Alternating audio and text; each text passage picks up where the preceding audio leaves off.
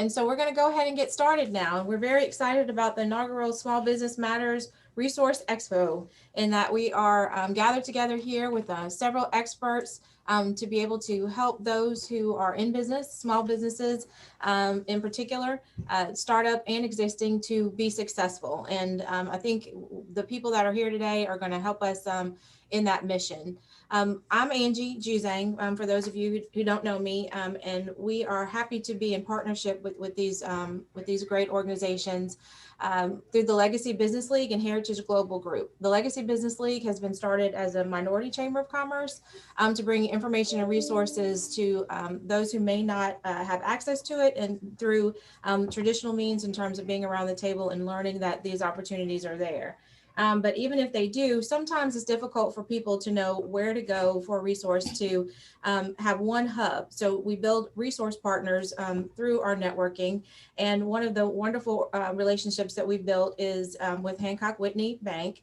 And through his outreach and the service that he provides through his department and organization, and his commitment to small business development, Mr. Mitch McDowell is going to be spearheading this series throughout the year, in the hope that we have something like this where we're gathering together to talk about how we can be successful, tips and trends, different things that have entered the market where you can take advantage.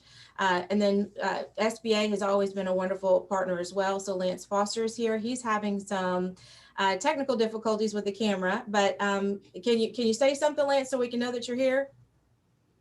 I'm here. How you doing? Okay, there we go. Okay, and then David Duhay, he's a partner with Balch and Bingham. So what we'll start with is just quick introductions, and then Anthony will give some sponsor remarks. So Mitch, just tell us a little bit about your background, what you're going to be talking about today, and who you work for. Okay, well, thank you for having me, and good morning, everyone. I'm Mitch McDowell. I'm the Assistant State Director for the Mississippi Small Business Development Centers. I'm on the Gulf Coast, so I'm in Ocean Springs, but kind of my background is, I owned and operated about 4 different businesses up until Hurricane Katrina hit.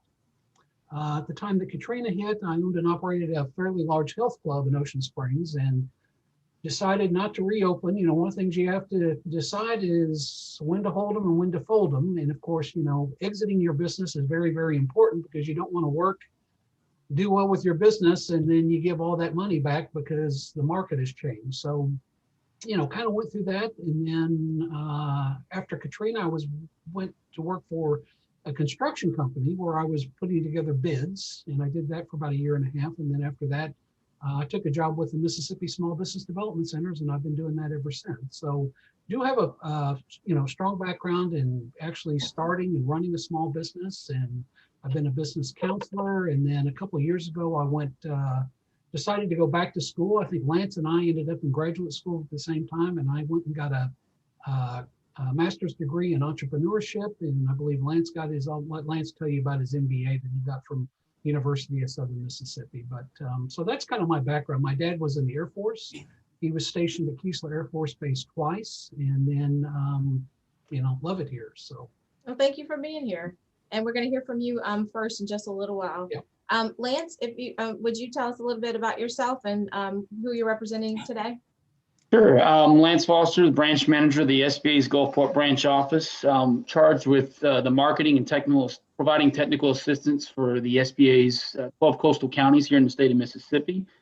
I have worked for SBA in 2 different locations. My first location was in Boise, Idaho, and my second location is here back home on the coast, obviously.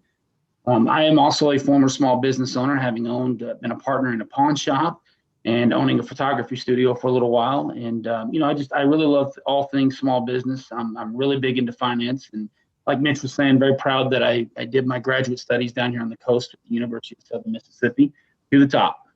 And I appreciate y'all having me today. Fantastic. Thank you for that. And we have David Duhay. He's a partner with Balch and Bingham. Will you tell us a little bit about yourself and what you're going to be talking about today?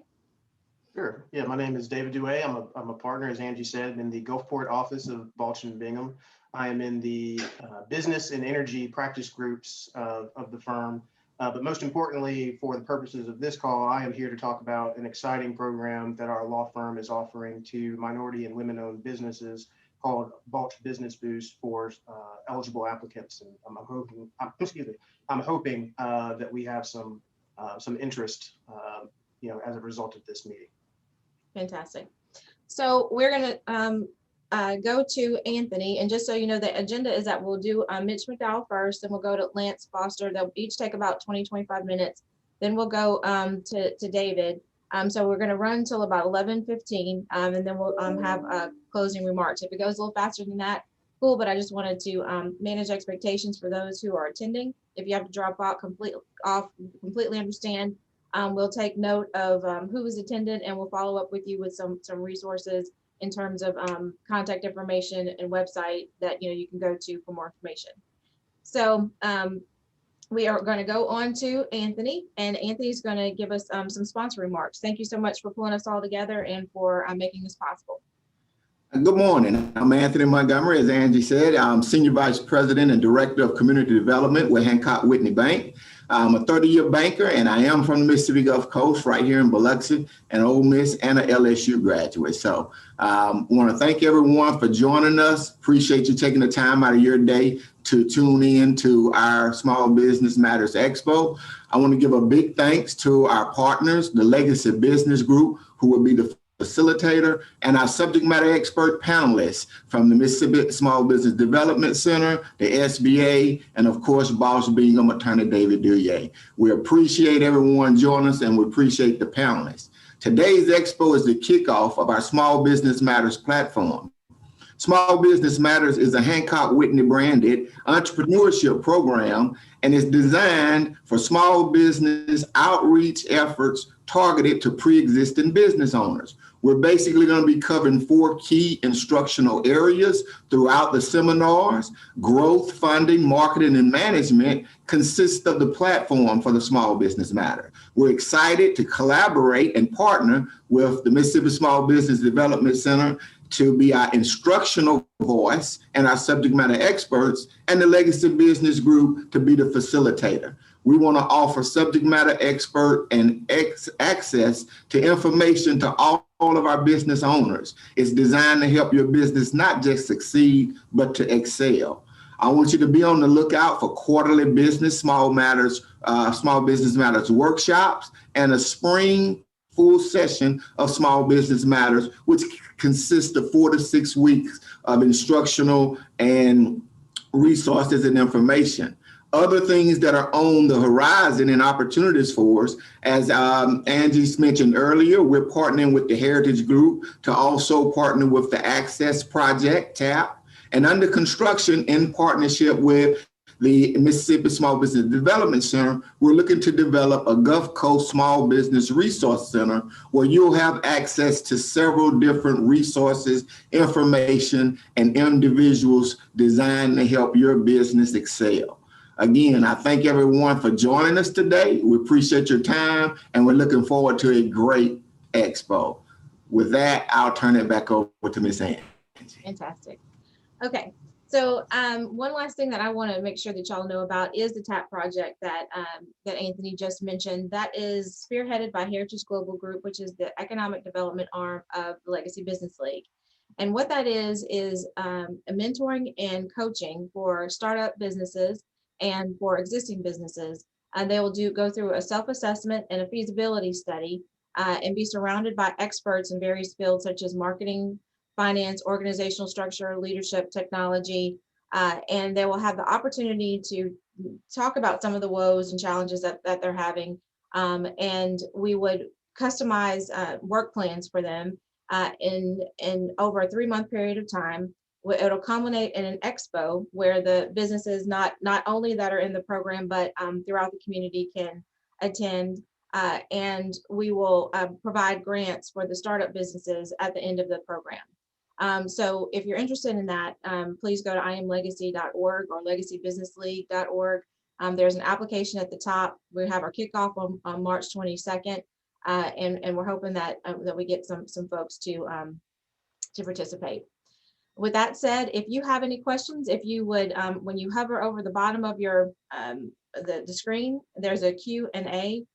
You would click on that and insert your questions there. We'll be monitoring it throughout this and ensure that we read it and tell the panelists.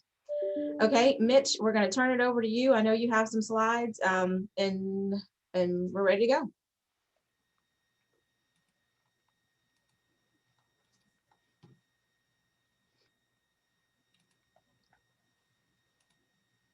All right. Can everybody see my screen and hear me?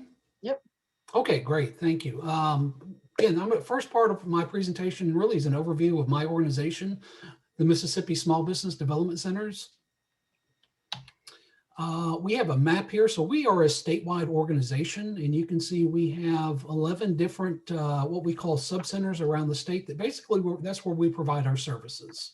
And I'm going to talk a little bit about the services here in just a minute. And I don't know if most of the people on the Zoom meeting this morning are from the Gulf Coast or where you're located, but you can see this is kind of a map. So the Gulf Coast office covers the bottom 6 counties, and then center number 10, which is in red, that's our USM center located in Hattiesburg. So we do, statewide counseling, workshops, that type of thing. So we've been around since 1981 and have assisted thousands of emerging and growing businesses by providing professional expertise, tools, and information. So one of the things that's interesting is that people think that our job is to get people into business. If somebody comes in and says, hey, I'm thinking about starting a business, and sometimes they're hesitant to come to us, or if it's somebody that's making a referral, they're maybe a little bit hesitant to refer them to us just because they think that, our role is to get them into business. And that's not really what our role is. Our role is to go through and assist people with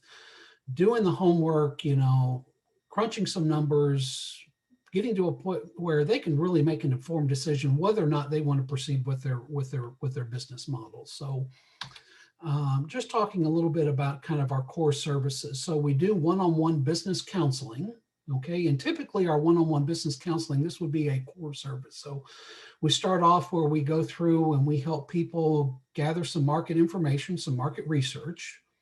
We take that information or that research and we put it into a business plan, kind of that written narrative, kind of the who, what, when, where, why, and how. Once that's complete, then we take the narrative and we test it by putting numbers to it. It's called a cash flow projection to see financially, is this business going to be profitable and make money? And a lot of times when people come in and they have an idea and, hey, I want to do a coffee shop, or I want to do this, or I want to do that.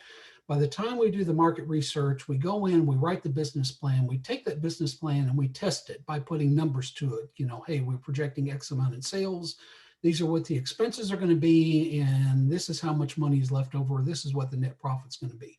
A lot of times for somebody, if you're looking to start a business, that's where you can say, hey, yeah, I think I want to do this, or no, I don't want to do this, or you know what, I need to go back in and I kind of need to revamp my business plan based on the information that I'm getting back by looking at my plan and looking at my numbers. So that's a lot of what we do. Other core services that we provide is we do business setup, which would be to go through and get you some information on selecting your business structure, whether you should be a sole proprietorship or general partnership, form a limited liability company, or incorporate. And then we also go through all the different licenses and permits that you need to have. We talk about opening up a business checking account. We talk about hiring a certified public accountant, getting together a good bookkeeping system, insurance, all of that stuff, okay? Right now, we also do workshops and webinars, and that is all online. So with COVID-19, part of what has happened is that, pre-COVID-19, we did pretty much everything face-to-face. We did our one-on-one counseling face-to-face. Now the one-on-one counseling is done via Zoom, emails, and phone calls, okay? Because our host institutions, they send us home and said, okay, you can't be meeting the public face-to-face right now. We're hoping that in the next couple of months, we're going to be able to get back in the office and meet people face-to-face. Workshops and webinars, we did those live as well, and now those have been moved online, and we've been doing that since going back just about a year. I think we started about March the 15th, okay? Access to capital, that's where, hey, I'm looking to start a business, or I'm looking to expand my business. That's where we help people get the market research, write the business plan, test it, put the numbers to it, assist with the loan application. And then from there, we typically identify 3 or 4 lenders that we think might possibly be able to fund the project. So that's kind of our core services, what we do. Another core service that not on this slide, but really is a core service is we operate as a kind of a referral network. So we have the bread and butter of what we do, which is core services. And we also have some specialty services that we provide, but we also refer out to a lot of different types of organizations, which I'm going to talk about in a little bit. So if, somebody comes in and, hey, I'm thinking about need information on doing business with the federal government, how do I get into that? Okay, that would be, we would prep them and then refer them on to the, for example, the Contract Procurement Center. So we do a lot of referrals as well. We also have, in addition to our core services, we have specialty service. So the core services, the map where we broke that out, where we have the 11 different centers, that's kind of, core centers are provided more on a geographic basis. Whereas specialty services, these are more statewide. So we don't have all centers are specialized in, for example, international trade or market research, disaster recovery, cybersecurity, some of the other things, but it is provided on a statewide basis. So for example, international trade, we have an international trade expert. He joined our organization about a year ago. He provides international trade services statewide. Cybersecurity is a program that's run through Mississippi State University. That's also a statewide program. Okay, so core services, that's more geographic based. Specialty services, those are statewide, and usually we have 1 or 2 people that specialize in the specialty services. And I'm going to talk a little bit about how you get in and get registered with our program, and so we can help you. All right, so here's another slide on the specialty services. We have one interesting piece. If you look at the kind of upper left-hand corner where you see University of Mississippi, MSSPDC Center, we have marketing reports and technology commercialization. So the market reports, that really came out of COVID-19. Part of what we saw happening was that certain industries were disrupted by COVID-19, and also it played into where you were located. So for example, you may be in the restaurant business, and in one part of the state, down on the Gulf Coast, I can tell you, I went out to eat last week for the first time in many, many months. The restaurant was packed. I mean, it was packed. Other parts of the state, restaurants are really, really struggling. So the market research report goes in and takes a look at how your industry was affected by COVID-19, and also geographically, it ties into that. So it's really, really good information if you are looking to start a business. All right, what's going on, in this industry, and what's going on in my market, my local market. Really some good decision making. Or if you're applying for a loan, lenders love to see this information. So these are specialized report. We have one guy up in Oxford, Mississippi. His name is Derek Stevens. We go through, submit those requests, and we get that information back to you. We have MSU cybersecurity. That's also a specialty center. Interesting one. This is brand new, and this is a very high demand. Jackson State University Specialty Center. They specialize in minority business certifications and minority lending. Okay. Ms. Angie, are you saying that these are online, and where's the resource? Like, how do we find out where these are going on? I'm gonna once I get down into the slide, I'm going to show everybody how to access the services. Okay. Okay. So you have to come in and enter our system. And that's what I'm getting ready to cover here in just a couple of slides. Okay. Okay. Okay. So then we have, and then we have some others. Don't want to go through and read all these, but again, core services, that's done kind of by the map that you see. Specialty, that's statewide. And I'm going to talk about how you get into our system and get the services, which by the way, are provided at no charge. So we get funding, federally through the SBA, and then also on the state level. So we like to say that all of our services are prepaid by your federal and state tax dollars. Okay, so workshop on demand. Whether you're looking to start a business or already in business, we offer a variety of workshops at no charge. So basically all you have to do is you go to our website, which is www.mssbdc.org. And if you look on the screen, you can see where it says workshops.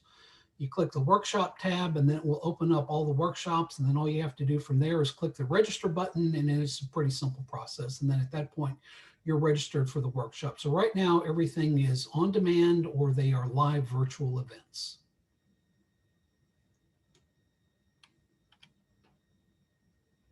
Okay, connecting with one of the MSBDC's business counselors today or attend one of the MSBDC workshops. So if you are wanting assistance with core counseling or you are wanting specialty services, the first step is to go in and click the register for counseling tab.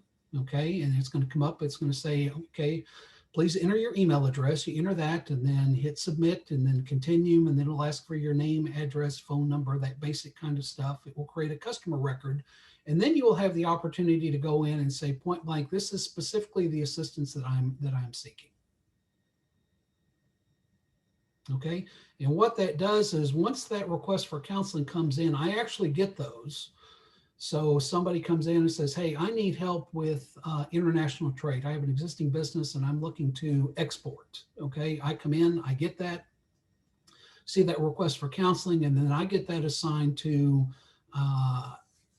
Anthony Cambus. He's our international trade specialist.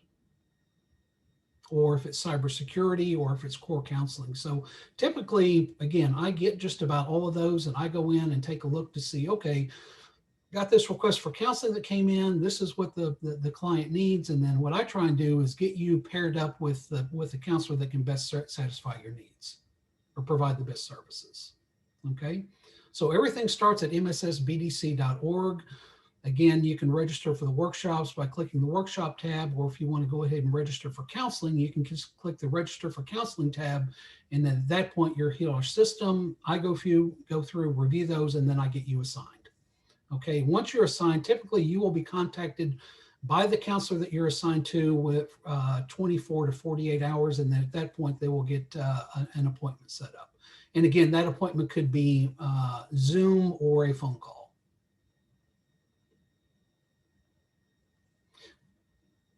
So any questions? I'll go ahead and take just a brief pause right here. I don't see anything in the Q&A. Okay, very good. Okay, coming soon. This is very, very, very exciting. Let me move this window here so I can see the slide.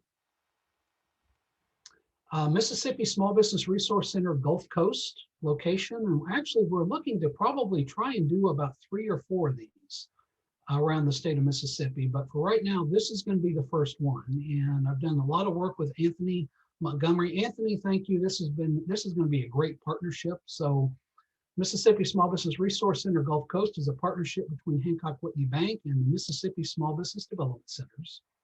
The location is going to be the 8th floor. And Anthony, I just put in the old Hancock Bank building. That's the corner of 49 and 14th Street, downtown Gulfport. And it's part of the Hancock Whitney Plaza, but it's right on the corner. Okay. And that's what it's called. It's called the old Hancock Bank building. Perfect. Anticipated to be operational by May 1, 2021. So I think we have a lot of work to do. We're going to try and get, do a grand opening, that kind of thing. And the resource partners will include, of course, the Mississippi Small Business Development Center. That's us. Okay. So that's where we'll be providing what we talked about, those core services. Mississippi SBDC Office of International Trade. So if you're interested in importing, exporting, we will have our expert there. South Mississippi Contract Procurement Center. If you are interested in doing business with the government, it can be federal, state, local. A lot of those contracts go through the Contract Procurement Center. They will be located in there. Also, the Veterans Business Outreach Center, or called the VBOC, will have an office in there. Also, Mississippi Secretary of State Business Services Division. And then I also need to get with the Heritage Group, and we're going to talk about possibly space for them in there as well. So This is great because it's going to be a one-stop shop where you can come in and get basically everything that you need. You know, it's not like you come see us and then, okay, well, now you need to go over to, you know, Goshen to go see, you know, whoever it is. We're all going to be sitting in one location, be very, very convenient, and hopefully we can provide a really, really good service out of this. So this is very, very exciting. Anthony, is there anything you would like to add to this? I know you covered it. Great job, Mitch. We have a lot on the agenda, so I won't bore them with my comments. Okay. All right. All right. So let me move on to the Small Business Matters program. Now, that, you know, we've talked about the counseling, and we do core services, and we do international trade. The Small Business Matters program, you know, the MSBDC, myself and a lady named April Holland will be taking the lead on, you know, kind of providing the instruction for this. But once you go through this process, you're going to be part of our system. The one-on-one counseling will also be available to you. So it's not like you come in to the Small Business Matters program, you get the information, and then it's, hey, great, thanks for coming, have a great life. We are here to support you. So once you go through this, you know, you will know April very, very well, and she's also one of the business counselors on the Gulf Coast. Go through this, and then you will have the opportunity to go through and also take advantage of the one-on-one counseling that we offer. So Small Business Matters is a Hancock Whitney branded entrepreneurship program and small business outreach effort targeted to pre-existing business owners, meaning, hey, I'm thinking about starting a business, and their key personnel. The program is comprised of business growth sessions, as well as exposure to industry leaders, technical assistance providers, that would be the, you know, MSBDC, or what we're calling the resource partners, business networking opportunities, and other vital resources. Platform and curriculum provided by Hancock Whitney and presented in partnership with the Mississippi Small Business Development Centers. To start off with, this program will be delivered via online instruction, and we have a couple of sessions that we want to do. We're looking at a May-June 2001 session, and then also a September-October 2001 session. And within each session, we'll have probably 4 to 6 classes that will encompass about 12 hours of total instruction. Sign-up instructions will be coming soon, so we still need to kind of get that ironed out, but that will be pretty seamless where you just go in, get registered. So I'm sure that everybody that's on this meeting, Zoom meeting today, you know, once we get this finalized, how we're going to do that, we get the dates, how to register, all that stuff, we will get that out to you. So the curriculum, the 4 pillars of the curriculum are growth, identification of growth areas, core competencies, customization to individual business needs, visioning, and an overview of national trends. And part of what we will be able to do is we'll probably utilize Derek Stevens on that market report to see what's going on with your business. You know, I know that we kind of feel like we're over the hump with COVID-19, but trends within industries are going to change. You know, I mean, the way that we did small businesses operated pre-COVID, during COVID, and then even after COVID, things are going to change because consumer preferences change.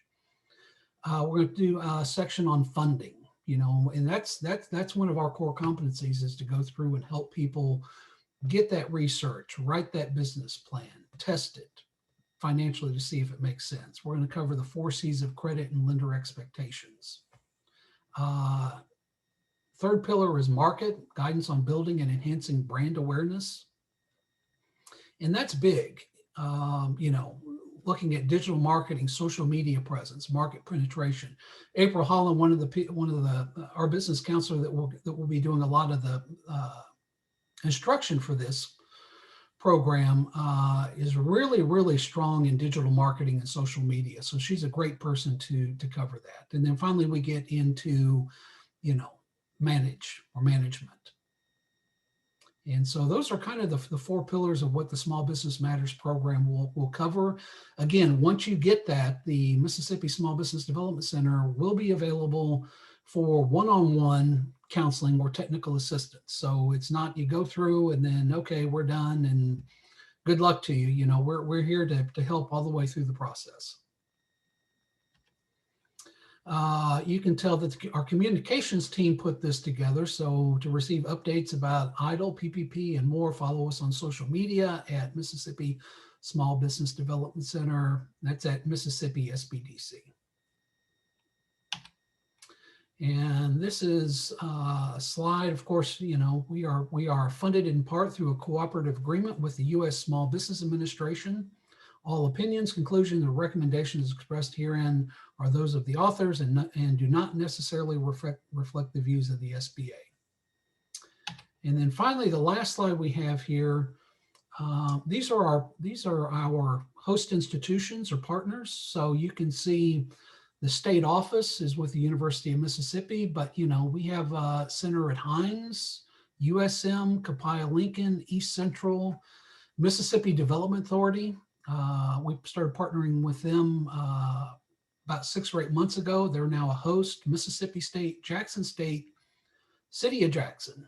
So those are kind of on the local level, people that are what we call host institutions and help support our program. So that is it. So do you want me to hold on, take questions, or?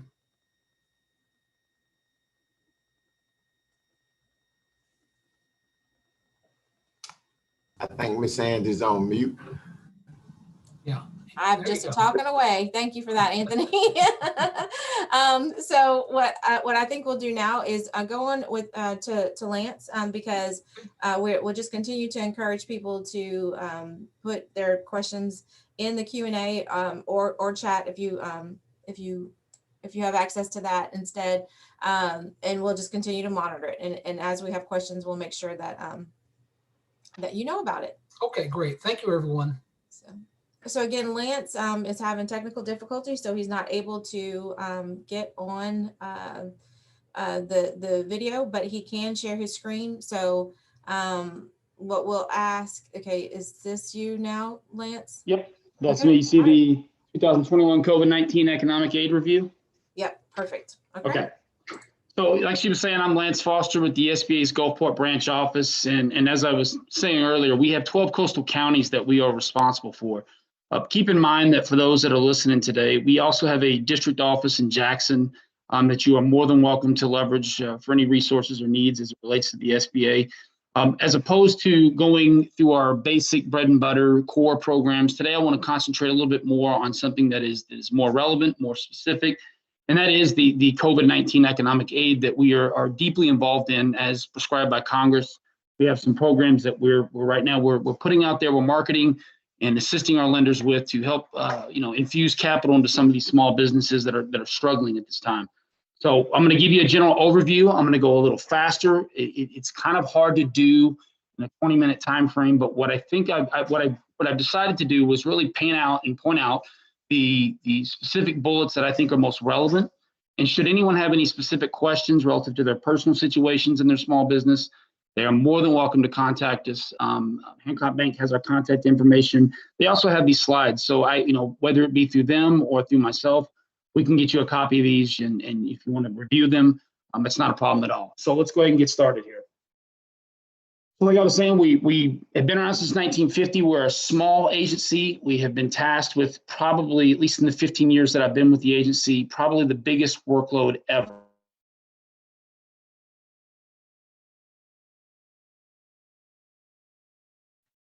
That we've had to administer and work with.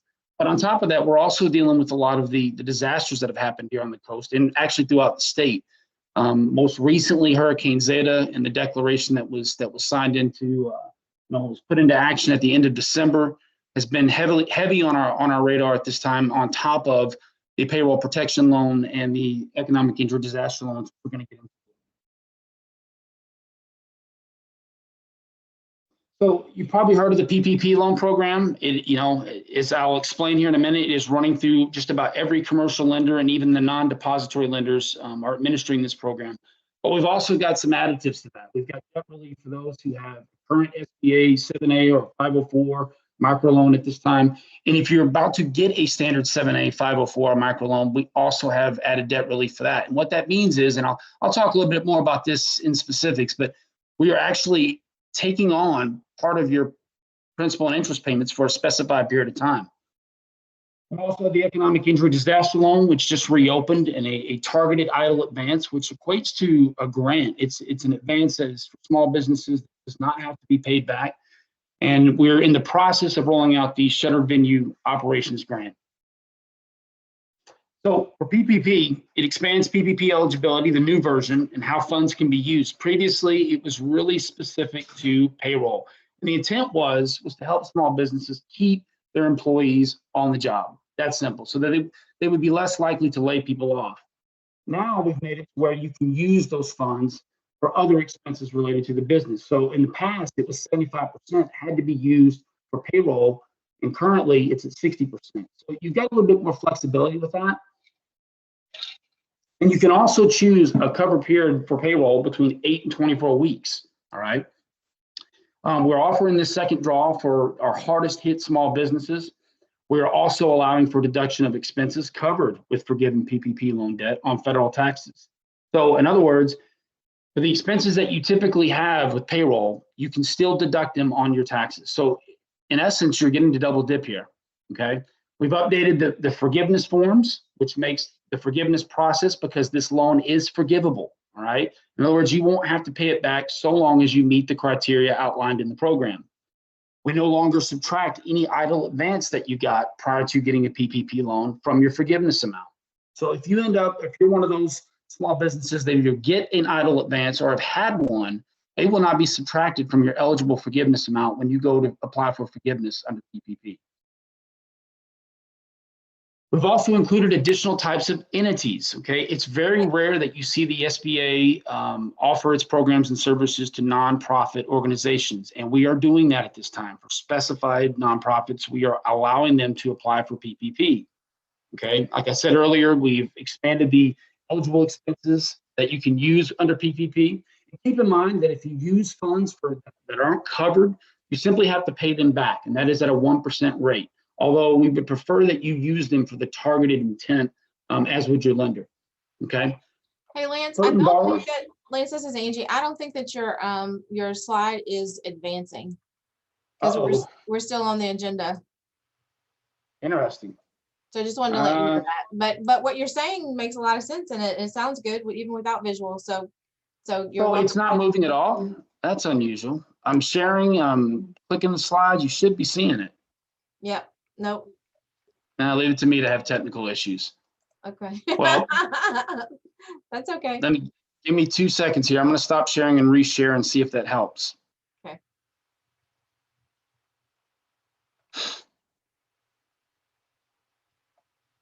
And Anthony, Mitchell, y'all who have audio, y'all jump in here and let me know if that was true for you, or maybe it's just not on my end. Is it working now? Yeah, it's working now. Okay, we just needed a reboot. Okay. Okay.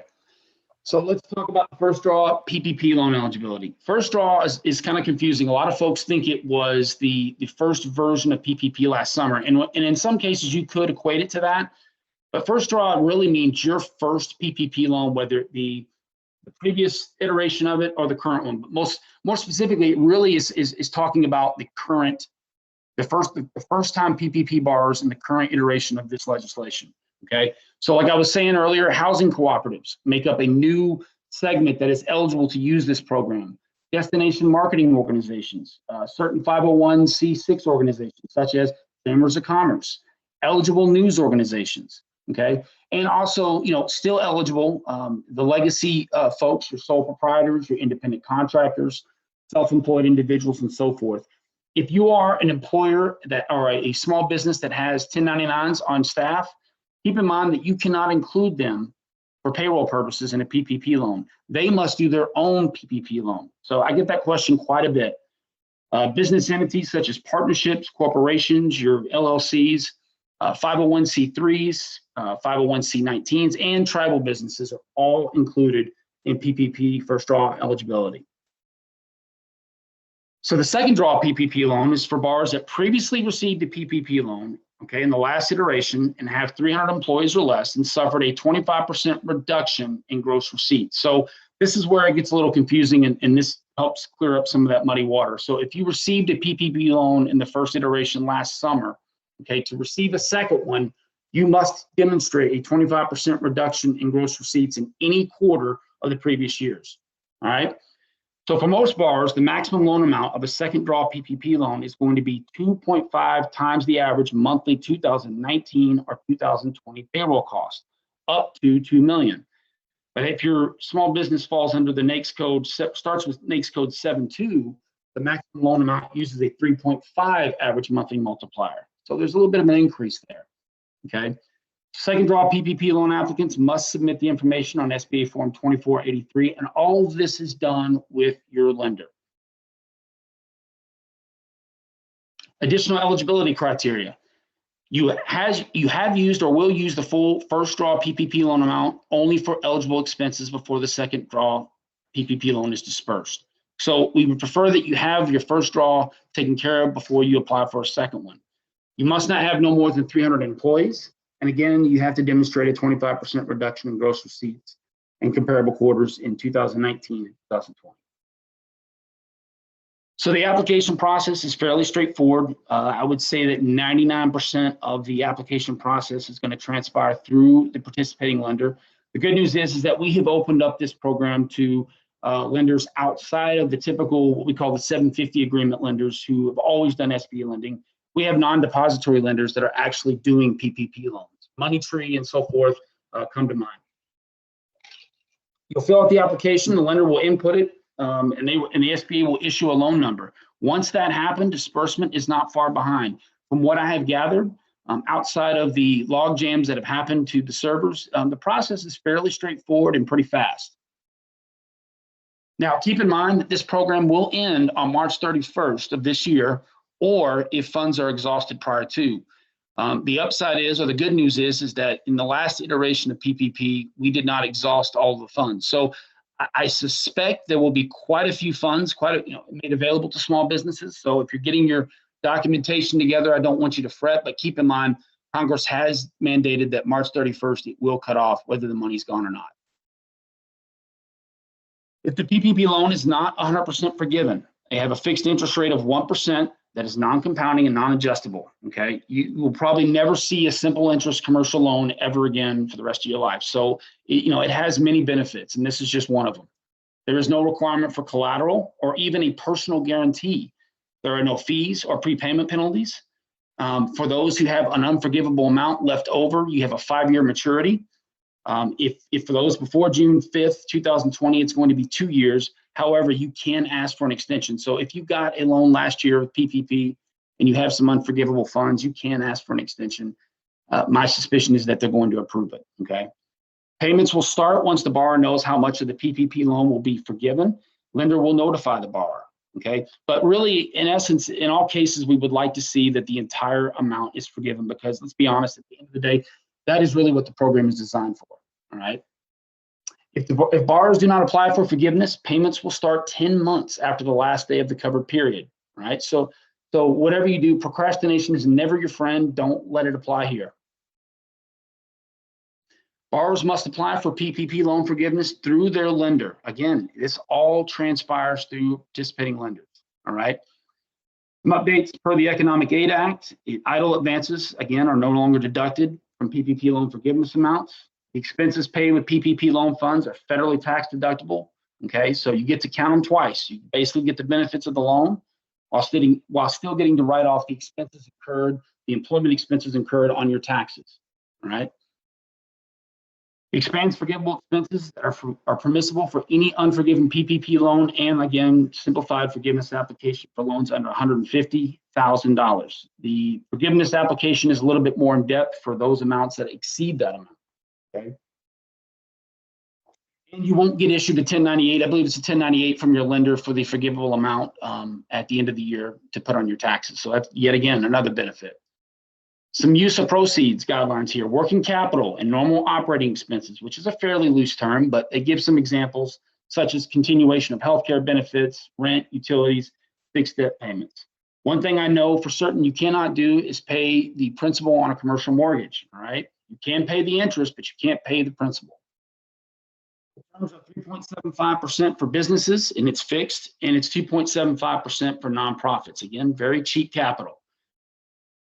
30 years, no prepayment penalty. Loans over $25,000 will be secured by UCC filing, which $100 is deducted from your loan proceeds. We're talking about the EIDL loan here.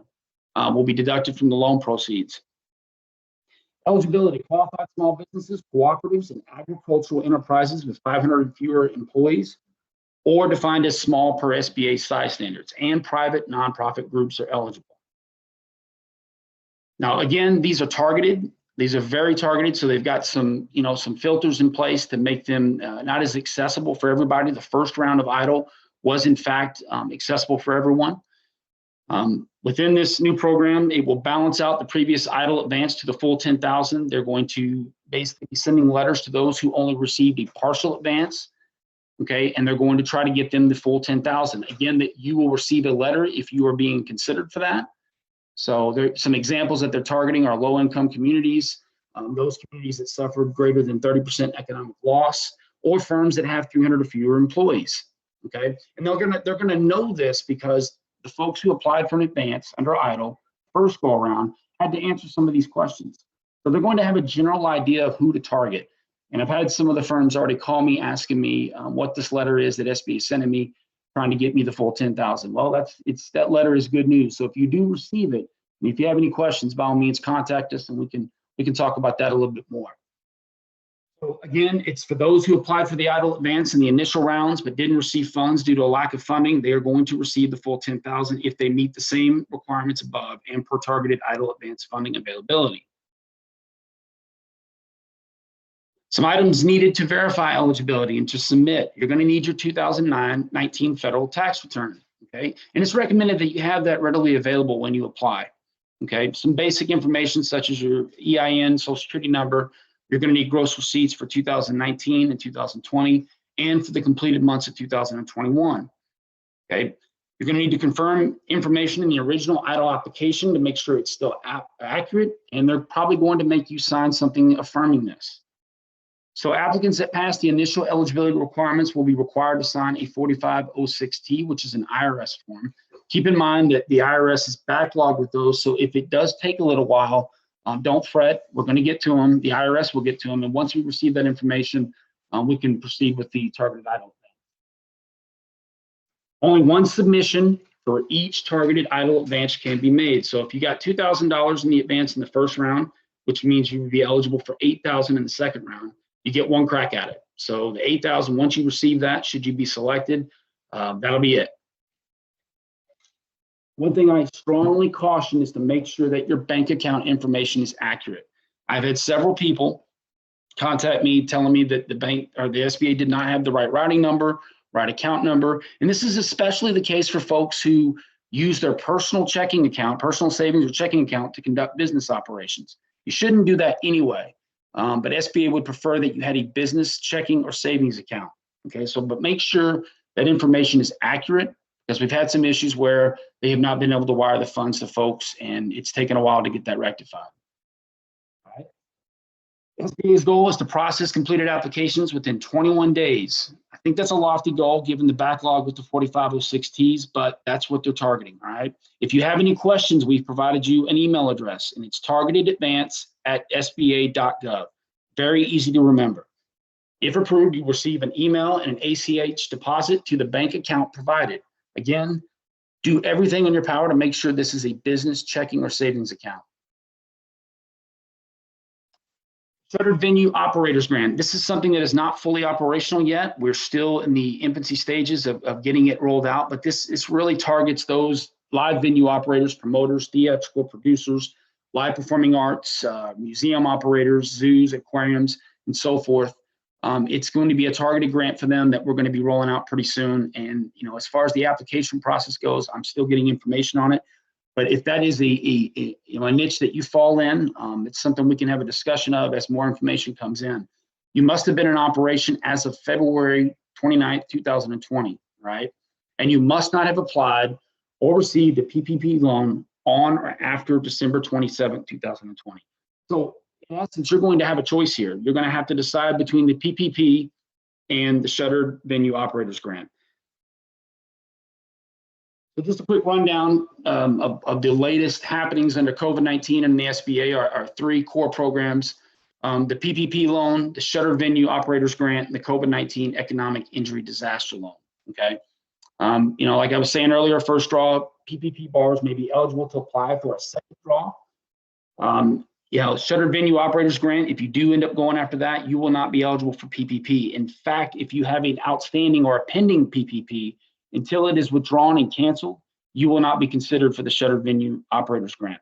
And I stress to you that this grant is targeting specific industries. It's not for every small business concern. SBA-backed loan debt relief for 7A 504 and microloan borrowers. So if you currently have a 7A 504 microloan, or you are about to have one dispersed, there's going to be some loan debt relief. For new borrowers, it's going to be 6 months of principal and interest payments. For legacy borrowers who have already had their loans dispersed a couple years ago, 3-4 years ago, they will receive an additional 2 to 3 months of debt relief. And this does not have to be paid back. So basically what you're getting is a coupon from the SBA that's going to fund principal and interest payments for these types of loan programs. Some key takeaways: under the loan programs, you have debt relief for 7A 504 microloans and the newly rolled out Paycheck Protection Program, and our grant programs, the Economic Injury Disaster Loan. Of course, that's not a grant, that is actually a loan, but Targeted Idle Advance is a grant. And the Shuttered Venue Operators Grant, which is soon to be rolling out here shortly. Provided you some links, stay up to date, and I would strongly encourage you to do this if you're working with SBA, whether it be PPP, EIDL, or if you're thinking about the Shuttered Venue Operators Grant. Stay up to date with it. Follow us on Twitter, because the updates are coming constantly. We're trying to keep up with them. My phone is blowing up with this stuff. We're doing our best. If you're unable to get in touch with us, I promise you, we will get to you. I can't even begin to describe the call volumes we're getting related to these programs, because, in my 15 years with the agency, I have never seen something an undertaking such as this happen all at once. And we're talking about something that's on a national scale. And oh, by the way, we're also tossing in a little bit of Zeta disaster loans just to add a little spice to things. And that in itself is really caused a backlog. So, if you're having trouble getting in touch with us, we will get to you. I promise. My work-related cell, you can call me on it, is 228-547-5057. I'll say it again. It's 228-547-5057. Or you can email me at lance.foster@sba.gov. And I want to thank the folks at Hancock Whitney for their support in having today's event. You guys have been awesome. I was looking at your loan stats this morning. As of 2021, y'all have done about 444 loans, about $80 million worth. So we do appreciate y'all supporting the programs and helping us infuse some of these small businesses with capital during this pandemic. Did we have any questions? Lance, you may have answered this. I'm sorry, go ahead, Ms. Angie. No, you're doing exactly. We did have one question in the Q&A box. If you receive a PPP loan, can you still receive some of the other grants? Well, you won't be able to receive the Shuttered Venue Operators Grant, but yes, if you are eligible for an EIDL advance, which they call it an advance, but it's really a grant, you can receive both, absolutely. But the only exclusion is going to be the Shuttered Venue Operators Grant. I spent all day yesterday reading through this new grant they're coming out with for the theatrical arts and whatnot.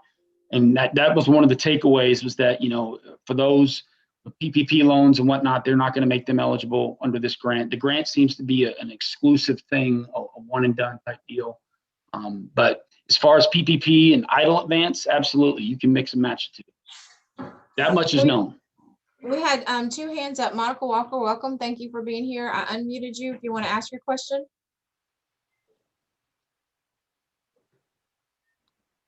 I did not have a question. Okay. Hi, Monica. I think I might have hit it.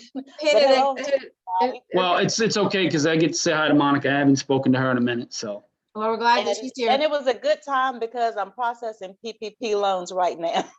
Yeah, and I realize it's a lot of information that you have to blaze through in the time frame. This was not intended to make anyone a subject matter expert. Really, it's to kind of just give you a general overview of the finer points with PPP, EIDL, and Shuttered Venue Operators Grant. We can have a more specific, in-depth discussion offline. That's really the intent of this. So if you've got specific questions, do not hesitate to reach out to us. Again, 228-547-5057. I'm starting to sound like one of those infomercials, but it's easier to have a more targeted discussion with folks. And what we'll do is we'll get that information from you, Lance, and ensure that the people that were on receive it. So your phone number and your email address. So don't worry about that. Jeffrey, was that a mistake for you too to raise your hand, or do you have a question? No, thank you, Angie. No, he answered my question. I'll be giving him a call because I did receive the PP loan about 2 weeks ago, but I was trying to look at the EDAL that he talked about because I did apply for that several months ago, but they kind of declined me, I think twice. So that's why I was asking. Mr. Knight, give me a call. Give me a call. Will do, Lance. Thank you. I look forward to hearing from you, bud. Well, that was a lot of information to get in 20-25 minutes. So we do appreciate that. And to everybody that's on, again, it's an introduction in the hope that we are establishing relationships so that you can be successful and know where to go for the information. And that's what's really important. So we're going to move into the Balch Business Boost. So David, if you want to come back on and then I'll get off. And or what David and I recently had a conversation through Legacy Talks. It's on our Facebook page. If you have the opportunity, it's probably a longer format video. And what David introduced were topics that businesses, you don't know what you don't know, and it was really it was very informative in terms of the fact that lawyers can really help in a lot of ways navigate some landmines that might come up later. And kind of helping you think through stuff that you really need to expect. David, did you want to give any high overview of how lawyers can help and some of the topics that people should be thinking about, kind of based off of our last conversation? You don't have to go really in depth. Sure, thank you, Angie. I think what Lance and Mitch have provided in terms of information is very helpful.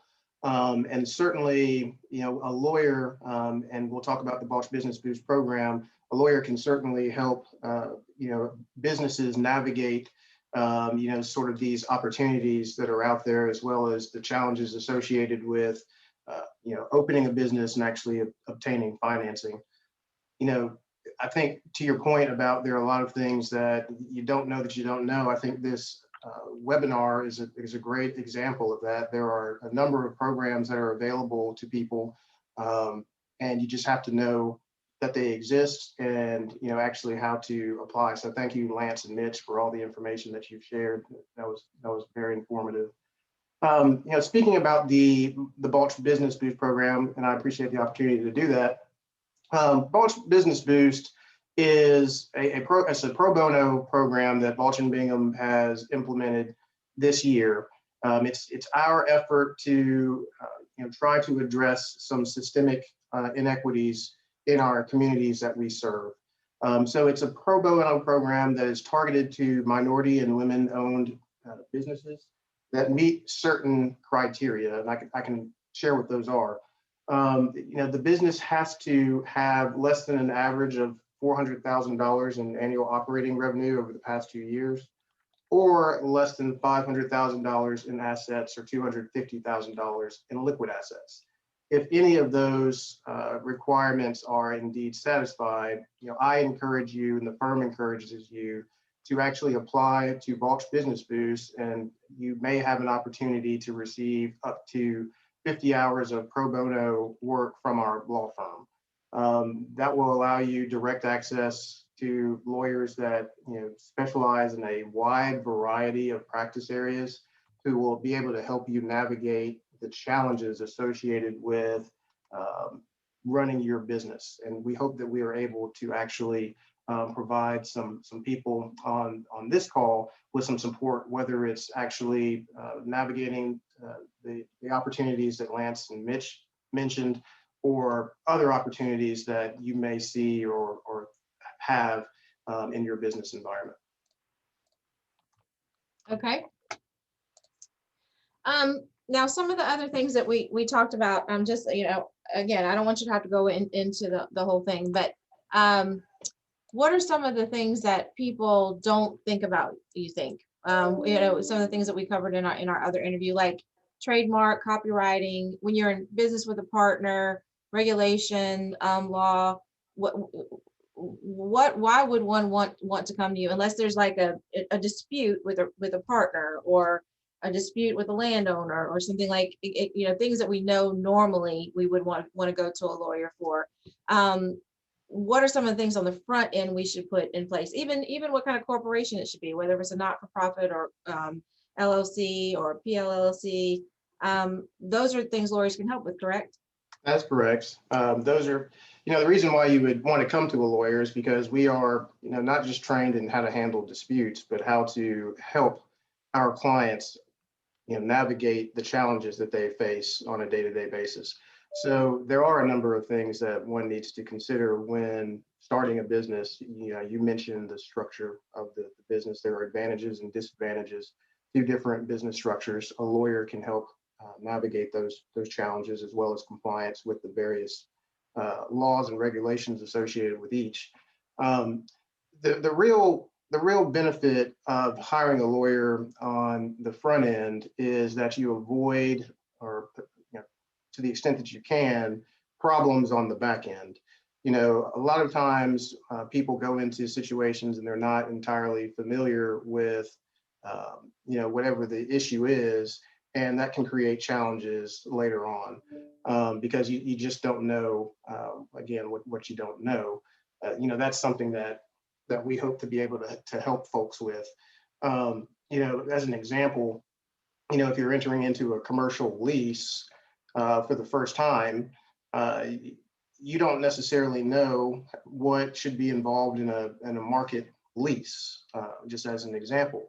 But when you are engaging a lawyer who sees commercial leases on a daily basis and has years of experience in navigating leases, you are gaining the wisdom and the benefit of that experience as if it were your own. And so that is something that is a real value, and I hope that people will take advantage of that. Talk to us about the intellectual property. Oftentimes people come up with an idea, or they start using a logo, and they just start, using it in mass usage, but don't even think to protect themselves.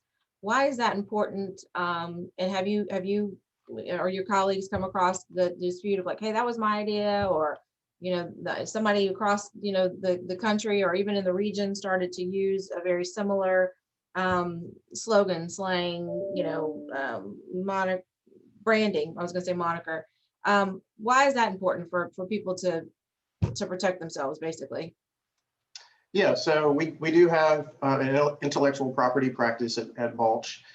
The reason why you want to protect yourself is because that mark is indeed, although it's not tangible property, it is property.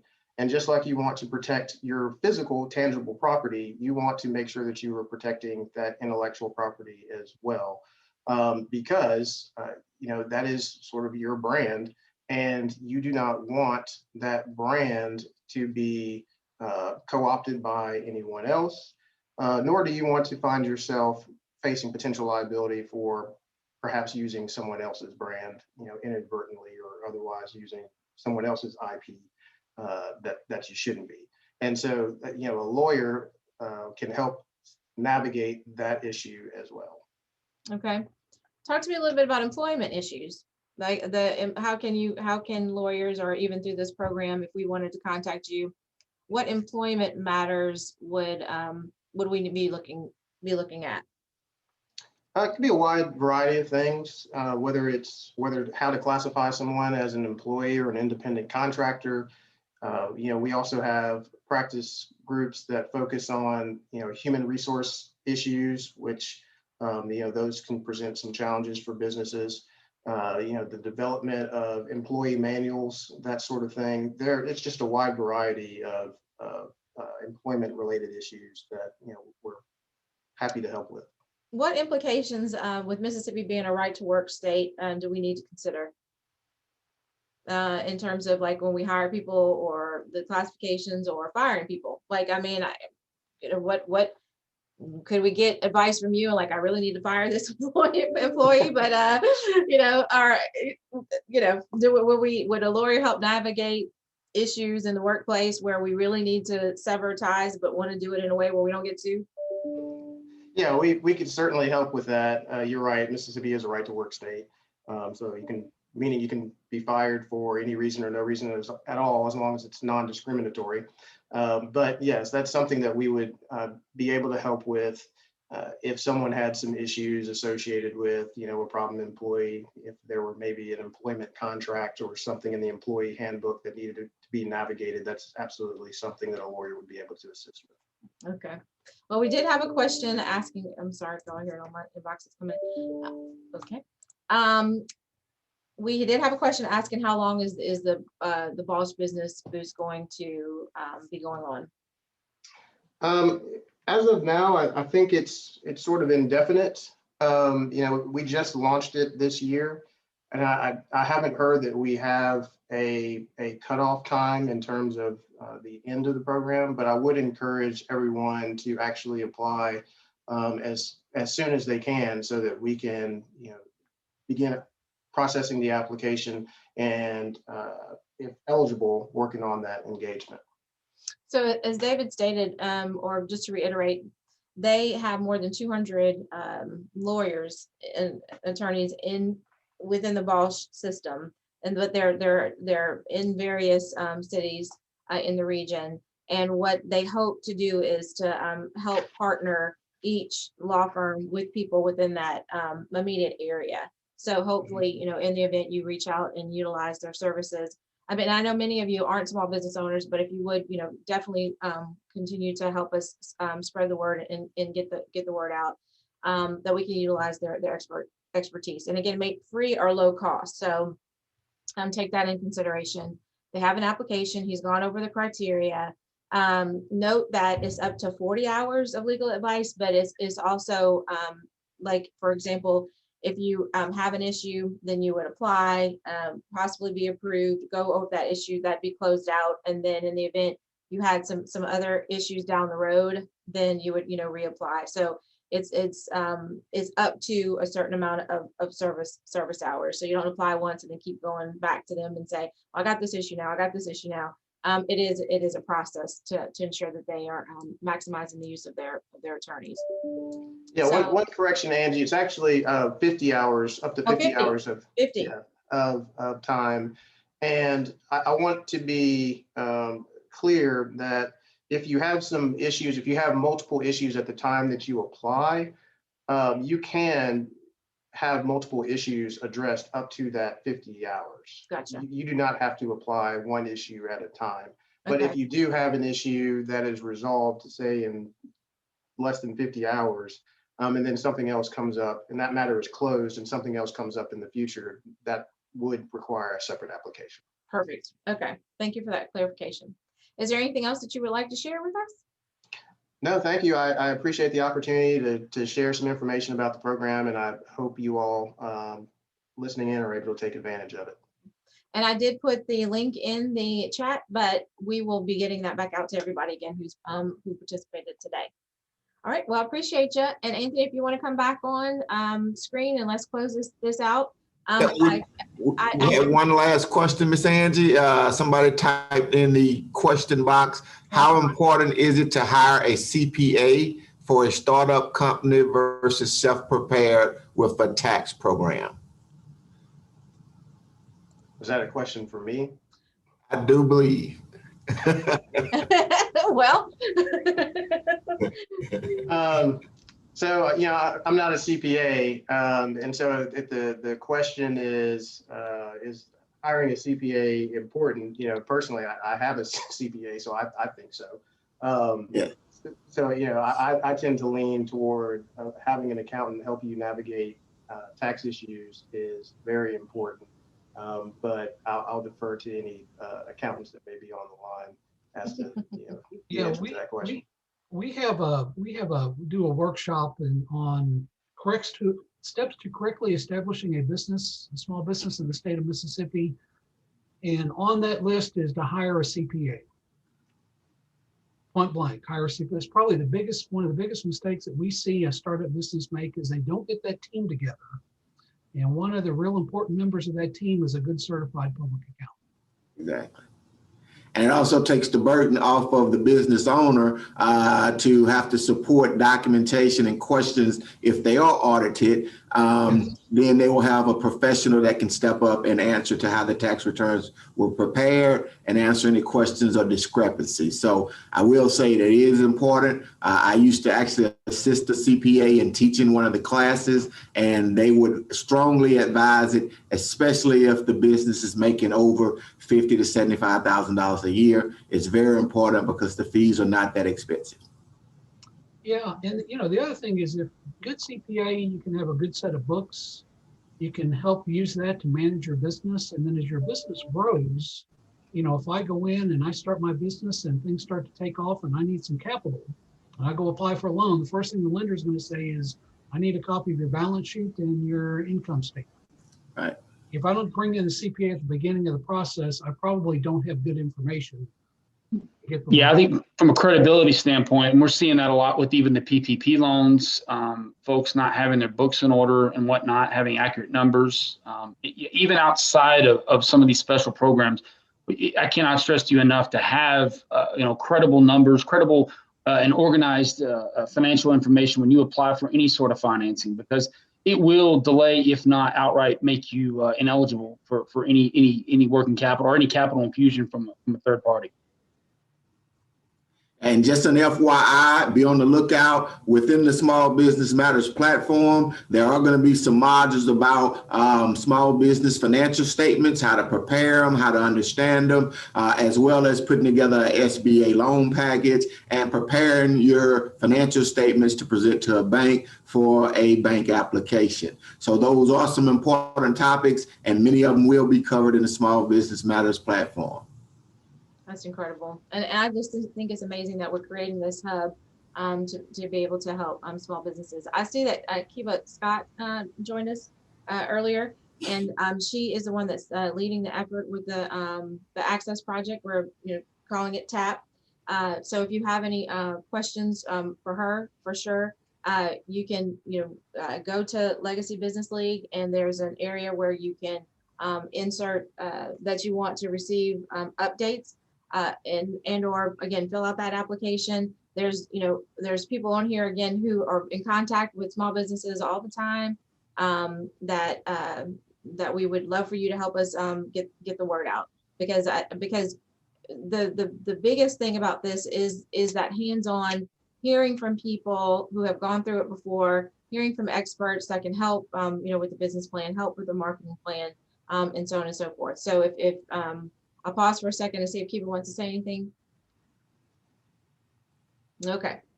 So then I think it's time for us to wrap it on up. I think we did great today. An hour and 15 minutes. We were going for an hour and a half, so I can't beat that. So Anthony Montgomery, Mitch McDowell, Lance Foster, David Dewey, and all that helped really prepare this and get this going. This is just the first of many, and we're excited about the partnership. I really appreciate y'all. Thanks for having me. Thank you. Y'all have a wonderful day. Fourplex turf manager. Still